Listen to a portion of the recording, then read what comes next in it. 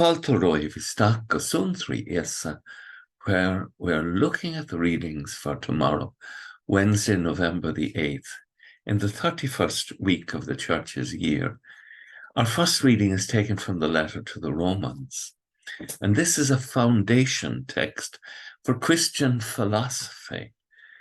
Both Thomas Aquinas and before him St. Augustine will look at love this way. Love is the one thing that cannot hurt your neighbor. That is why it is the answer to every one of the commandments. So let us listen carefully to what Paul is saying.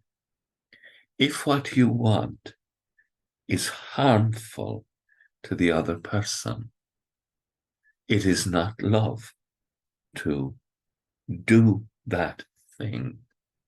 It is some form of selfish exploitation of another, because the essence of love as expressed in this text will guide Christian philosophy down through the centuries. Love is the one thing that cannot hurt your neighbor, your friend, your spouse. If what you are doing is in some way harmful, degrading, destructive, exploitative, it cannot be defined as love. That we're called to live in relationships of mutual respect for the good of the other.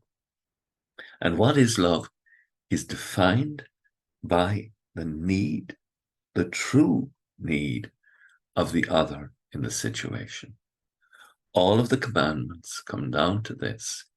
You must love your neighbor as you love yourself. And speaking of the good person, the faithful disciple, Psalm 112, that person is a light in the darkness for the upright. A light in the darkness. Sometimes a person who is a light hurts the eyes of those who want to live in darkness. It is startling for them, hurtful, challenging, but ultimately liberating. And Jesus then has something very powerful to say. If anyone comes to me without hating his father, mother, wife, children, brothers, sisters, and his own life too, he cannot be my disciple. What does he mean? He means that the priority of loving God changes the whole of creation and our relationships. And he's using the term hate as a shock treatment to present this phrase: anyone who does not carry his cross and come after me cannot be his disciple. We are challenged. Christianity challenges us to sacrifice everything for the good of mankind.